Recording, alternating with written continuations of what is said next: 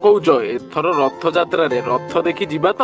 ମୁଖିଆ ଆଜ୍ଞା ଏ କଥାରେ କିଏ କଣ ମନା କରିପାରିବ? ହେଲେ ତାଙ୍କର ଡୋରି ନ ଲାଗିବା ଯାଏ କିଏ କଣ ସେଠିକି ଯାଇପାରିବ ନା? ତାହେଲେ ଗୋଟେ କାମ କରିବା, ଏଥର ଆମ ଗାଁରେ ପ୍ରଥମ ଥର କରି ରଥ ଗଡ଼ିବ। ସବୁ ଭଲ ଭଲ ବଢେଇଙ୍କୁ ଡାକି ଆଣିବା ପାଇଁ ଆସ ମୋ ସହିତ। କଣ ହେଲା? ଏଥର ଆମ ଗାଁରେ ପ୍ରଥମ ଥର କରି ରଥ ଗଡ଼ିବ, ପୁଣି ଆମ ଗାଁରେ ରଥ ଗଡ଼ିବ ନା? ମୋର ବିଶ୍ୱାସ ହଉନି।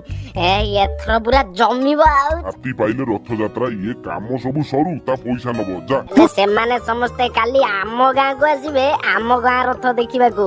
ଆଉ ହଁ, ଗାଁ ଆରମ୍ଭରେ ଏବେରୁ ହିଁ ଗାଡି ଷ୍ଟାଣ୍ଡ ମଧ୍ୟ ଆମେ କରିସାରିଲୁଣି। ପୋଲିସ ଆସିଛନ୍ତି ସମ୍ଭାଳିବା ପାଇଁ, ପ୍ରବଳ ଲୋକ ଆଜ୍ଞା। କି କଥା କହିଲୁ? ସବୁବେଳେ ଗୋଟେ ମିଛରେ ଗୋଟେ କଥା କହିବି ଆସୁଛୁ। ଆମେ ଯାହା ଖାଉଥିବୁ ସେଇଆକୁ ମାଗଣାରେ ଖାଇବାକୁ ପଳେଇ ଯାଉଛୁ।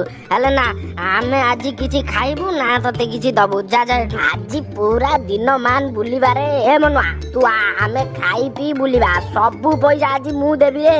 ଆମେ କଥା ଦଉଛୁ ଆପଣଙ୍କୁ, ଆଜିଠୁ ଆମର ପିଢି ଦର ପିଢି ପର୍ଯ୍ୟନ୍ତ ଏ ଗାଁରେ ରଥ ଗଢିବାକୁ ଆସିବୁ।